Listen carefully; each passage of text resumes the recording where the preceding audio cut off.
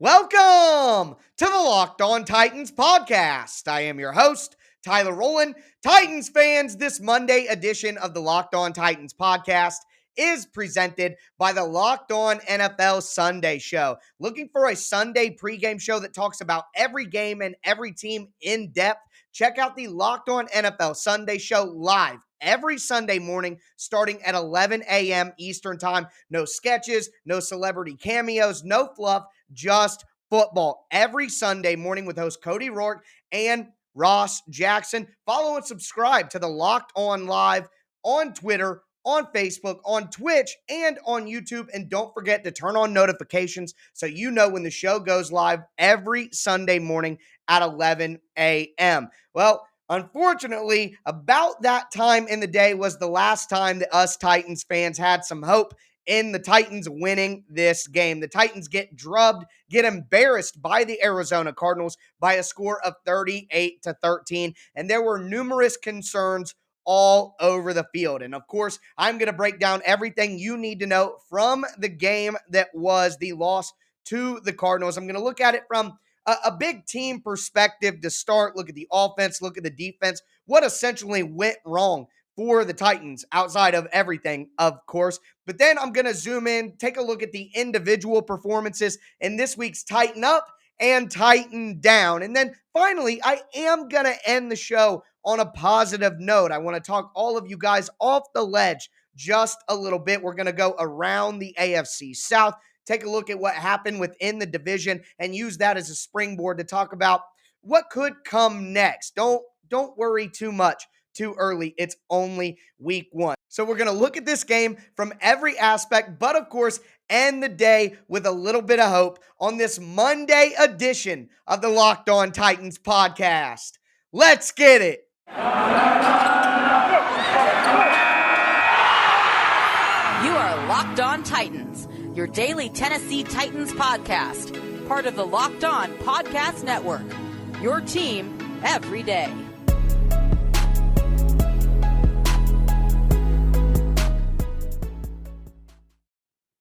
Before we get into everything you need to know from the Titans' 38-13 loss to the Arizona Cardinals, do want to remind you guys, I'm going to be putting out daily Monday through Friday Tennessee Titans content here on the Locked On Titans podcast. You can find the show wherever you stream podcasts, and make sure that you subscribe to the Locked On Titans YouTube channel. Smash that notification bell so you know when any of my content goes live. Check me out on Twitter at TicTacTitans. Going to be putting up a Tic Tac Titans film thread tomorrow, and make sure that you follow the show on Facebook at Locked On Titans Pods. But no way around it. I said it at the beginning of the show. This was an embarrassing defeat. And I think the overarching takeaway, more than anything about the offense, the defense, coaching, anything like that, is the fan base was so excited for the kickoff to this season. Nissan Stadium was rocking. It was packed. All of the changes to the stadium, all of the changes to the team, everyone was just at a fever pitch.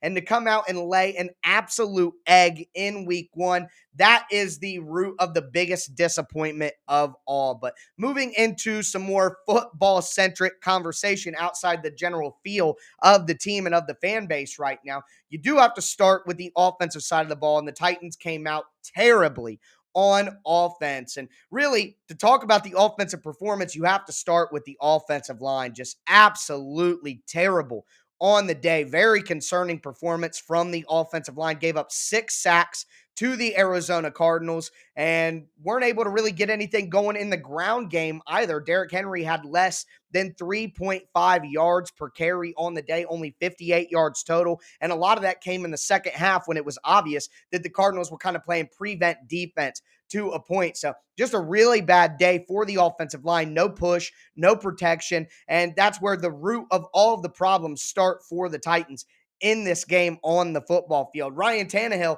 was getting smashed over and over again. Even the plays that weren't sacks, he was still getting hit. It's surprised that he was able to hang in there. Incredible toughness from Tannehill based on the beating that he was taking. And the majority of that beating came from one Chandler Jones, the edge rusher for the Arizona Cardinals, who, if you play Madden, you know he went into superstar X Factor mode, and he was on fire all day long. He had a historic performance. I mean, one of the best performances on defense we've seen in quite some time. 5 sacks. Two of those sacks resulted in a strip sack fumble that the Titans did not recover. So 2 turnovers forced, 5 sacks. He had 4 tackles for loss. Chandler Jones just completely ate up the edges of the Titans blocking with the tight ends and the offensive tackles. And in the pass game, A.J. Brown was able to make some plays, but Julio Jones had some drops, something Mike Vrabel even talked about after the game, said, Julio played okay, but there were some drops in there, and that's a fact. And we'll talk more about that when we dive into the individual performances. But ultimately, just a terrible, terrible day for the offensive line for the Titans, mostly in pass protection, but also in the run game. And when you play so bad up front against a great defensive front from the Cardinals, who did have a top 5 unit when it comes to sacks last year, we're going to get exactly what we got. And on the defensive side of the ball, the Titans didn't play great. They were 4 of 5 in the red zone, giving up touchdowns. So out of 5 opportunities, 4 touchdowns given up. They gave up 8 third down conversions out of 14 opportunities. So that's, deja vu all over again for what happened last year. But they started with a lot of poor field position because of the turnovers and the ineptitude of the offense. They also forced a turnover, got an interception in a big spot to give the Titans offense back by Kevin Byard. But ultimately, they couldn't slow down the playmaking of Kyler Murray, who had 289 yards passing, 4 passing touchdowns, had 20 yards on the ground, and a touchdown on the ground as well. So 5 combined scores for Kyler Murray, and he was all over the field, making Titans defenders miss in the backfield. It was pretty impressive. The 1 third down completion that he had where he just ran around the entire Titans pass rush and fell on his back foot and made a beautiful throw to the sideline. I mean, at some point, guys are just making plays, and the Titans players aren't stepping up and making those plays. Also, the Titans could not stop DeAndre Hopkins early. 6 catches, 83 yards, 2 touchdowns. He absolutely gave the business to Jackrabbit Jenkins. But that is ultimately what lost the Titans the game. The offensive line was terrible. The defense couldn't keep up and isn't good enough to keep up for the situations they were put in. And my big takeaway here is the Titans look like a team that was playing a preseason game on offense early. And you can talk about the theory of how much preseason matters and all of that, but at the end of the day, the Titans offense was not ready to go, and they did not take any preseason reps together as a team. And at some point in time, you have to question that decision. But we are going to get into the individual performances in this game and tighten up and tighten down. Before we get into that, do want to tell you guys about runyourpool.com. Football season is back, and you can make the most of it in a better way by creating your custom pool at runyourpool.com, the premier sports pool hosting service. Run Your Pool makes it ridiculously easy to run a football pool with friends, family, or office mates. They offer dozens of different formats like Survivor, Pick'em, Squares, Margin, Confidence Pools, 33, and much more. Run Your Pool has all kinds of different formats for not only the NFL, but college football as well. And there's 1-week games, full season games, just the playoffs, or just the Super Bowl. Unlike other fantasy sports platforms, Run Your Pool has options and settings to make it your own. You can even customize and brand your pool for your office, your business, or your restaurant. Reconnect with your friends and join nearly 2 million football fans to make every game action-packed this season. Check them out today and get $10 off at runyourpool.com/lockedon, or use the promo code LOCKEDON when you check out. Anywhere, everywhere in the world, Run Your Pool helps friends and colleagues compete. The NFL season has begun. Start yours today at runyourpool.com/lockedon. That's runyourpool.com/lockedon.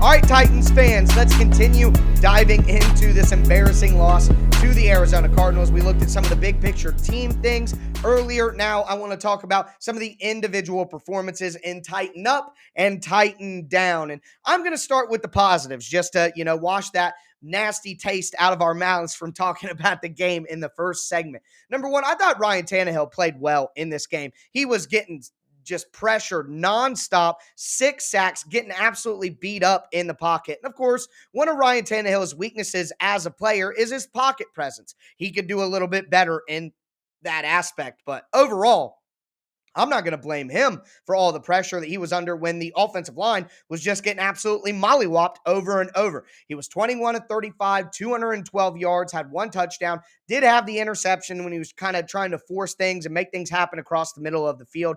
But I'm not really going to fault him at that moment in time. Early on, he did have the fumble when Chandler Jones was literally right in his face as he turned around. So that was just wrong time, wrong situation, wrong play. I'm not really going to fault Ryan Tannehill too much for that. For the circumstances, I thought he held in there and did as best as he could. A.J. Brown, 4 catches, 49 yards, and a touchdown.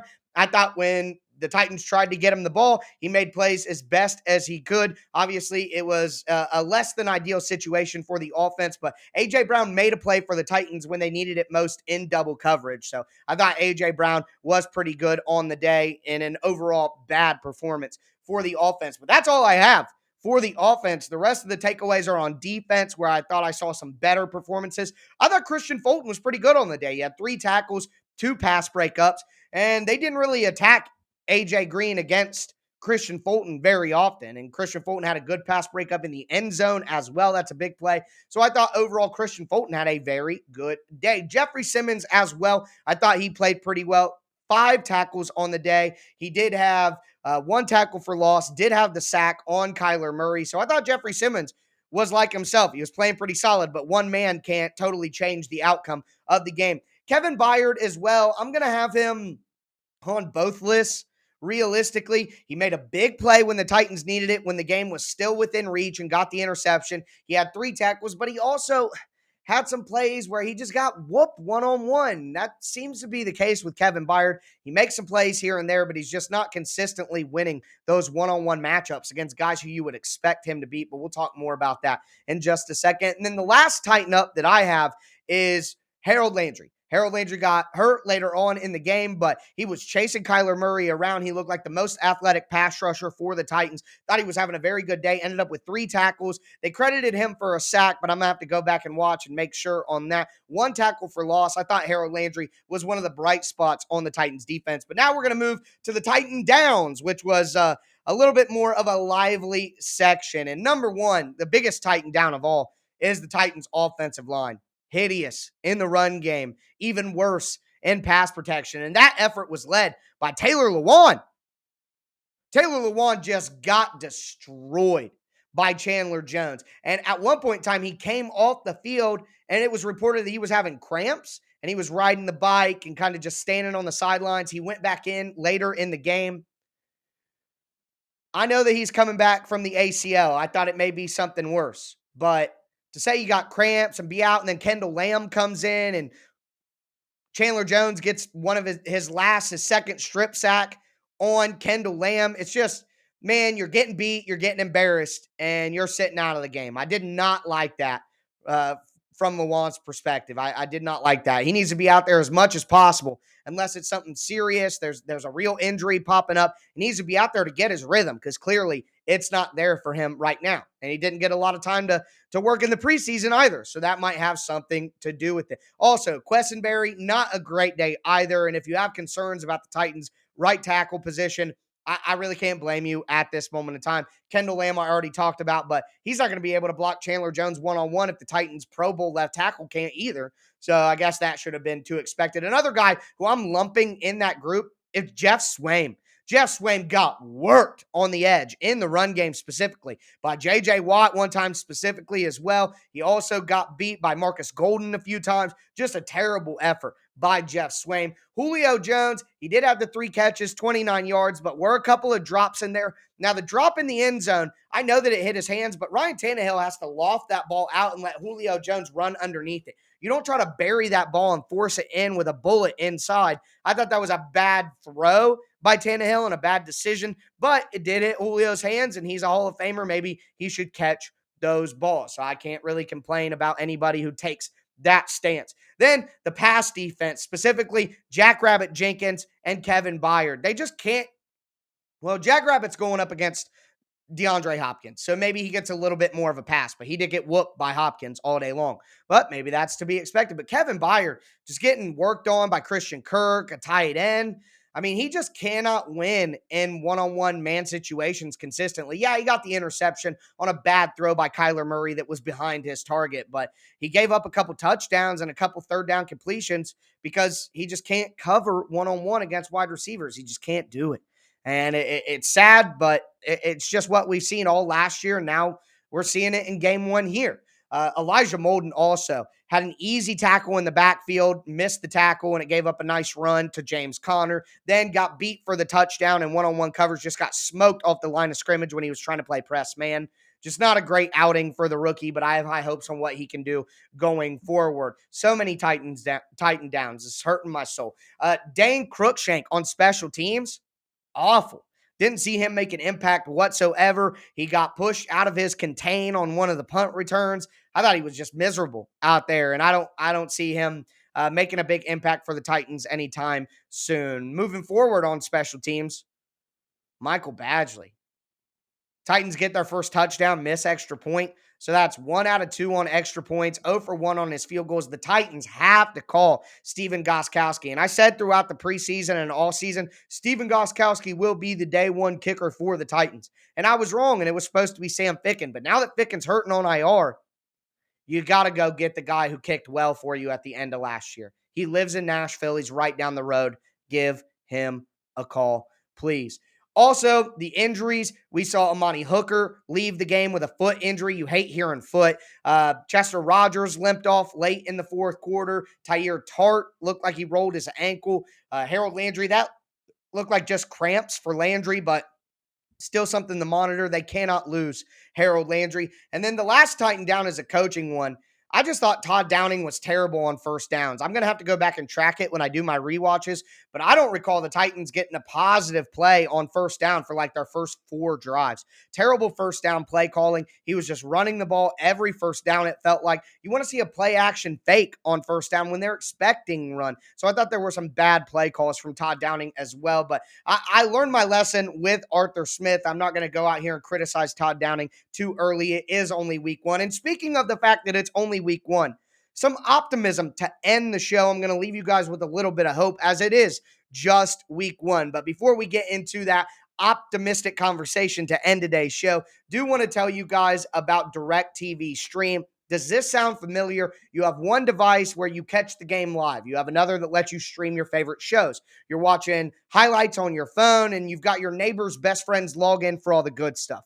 Well, I want to tell you there's a simple way to get all that entertainment that you love without the hassle. And it's a great way to get your TV together. It's called DirecTV Stream. It brings live TV and on-demand favorites together like never before, so you can watch your favorite sports, movies, shows all in one place. It's DirecTV Stream. You could check it out at directtv.com. That's directtv.com. Compatible device is required. Contents vary by package. Also, want to tell you guys about the best tasting protein bar ever from our friends over at Built Bar. All of the flavors are absolutely delicious. They have something for everyone. The bars are covered in 100% chocolate. They don't just taste good, they're healthy for you as well. Low calorie, low sugar, high protein, high fiber. They're great as a healthy meal substitute or just a guilt-free snack. Go to BuiltBar.com, use promo code LOCKED15, and you'll get 15% off your first order. Once again, that's promo code LOCKED15 for 15% off at BuiltBar.com.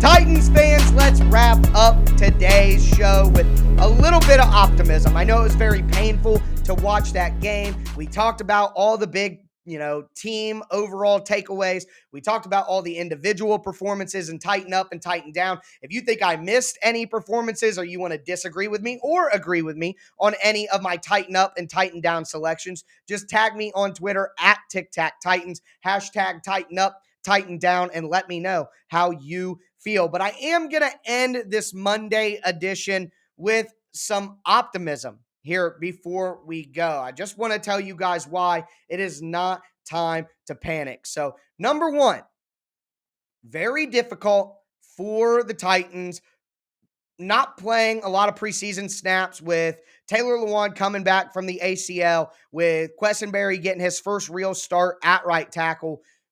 The offense not playing together pretty much at all in the preseason. Going up against this front seven and this pass rush, very, very difficult task. Also, I thought the Titans defense had some really bright moments, and Kyler Murray just did some crazy stuff. You're not going to play against a bunch of Kyler Murrays. Now, you see a guy kind of like Kyler Murray and Russell Wilson next week, but either way, there were just some special playmaking things that happened for the Cardinals. Not trying to eliminate, the feeling that we should have from the loss. There's a tough schedule ahead. The Seahawks on the road, the Colts.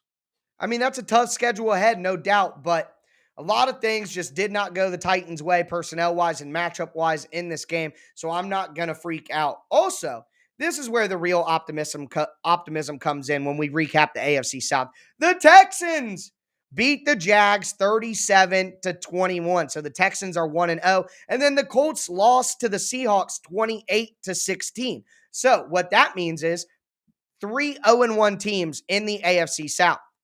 The Texans are 1-0. Are the Texans going to win this division? Are the Texans going to win the AFC South? No. The Texans aren't going to make the playoffs. Like the Jags won in week 1 last year. That was the only win they got.